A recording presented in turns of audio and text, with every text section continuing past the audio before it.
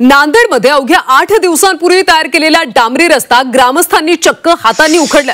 यामुळे रस्त्याचं निकृष्ट दर्जाच्या कामाचं पितळ उघडं पडलंय। लोहा तालुक्यातल्या बाभुळगाव ते टाकळगाव दरम्यान अनेक वर्षांनी डांबरी रस्ता तयार करण्यात आला, मात्र रस्त्याचं काम किती सुमार दर्जाचं आहे हे ग्रामस्थांनी हा रस्ता हाताने उखडून दाखवून दिला।